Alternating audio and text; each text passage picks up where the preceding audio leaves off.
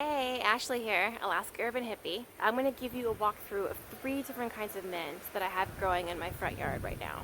Now this patch over on the left that's flowering is spearmint, and right here on the right, this is also spearmint. I just have harvested this side more recently, and so that's why it's not flowering. So spearmint, if you look at the tips of the leaves,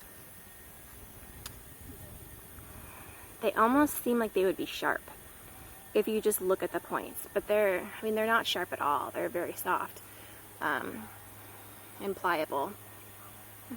But this is what spearmint looks like. This is either the 3rd or 4th year that this patch of spearmint has come back for us. And in Anchorage, we have so many microclimates that I've heard mint can go either way. Either it can come back and act as a perennial, or it might just die over the winter.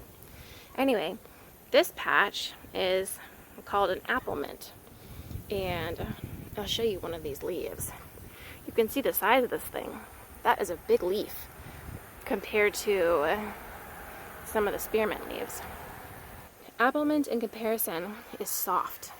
The leaves are very soft. They're actually a little bit fuzzy, and I'll try to get close on one of these so you can see what I mean. So you can see that. And it's also pretty visual on the underside of the leaves. You've got all these little fuzzes. And when you put it in your mouth and chew it, the fuzz isn't really, it's not a turnoff. Like some plants that have those little hairs like that can be annoying to eat. It's really not that bad.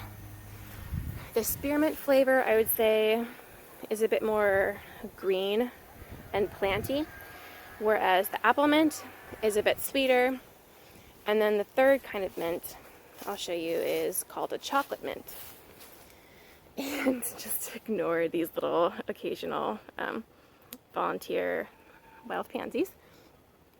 So the chocolate mint, if you look at the stalks are actually a purple color, and so are the veins of these leaves.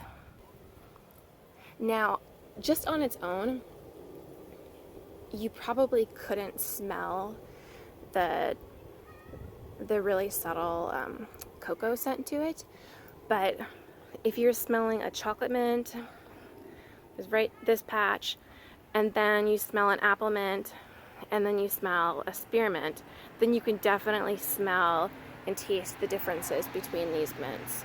I would say that the spearmint definitely holds up the best in the wind compared to the other mints. The apple mint, it's getting so tall, it's having a hard time. Every time it's windy or whenever I go to water it, all the little stems get knocked over and they pop back up the next day.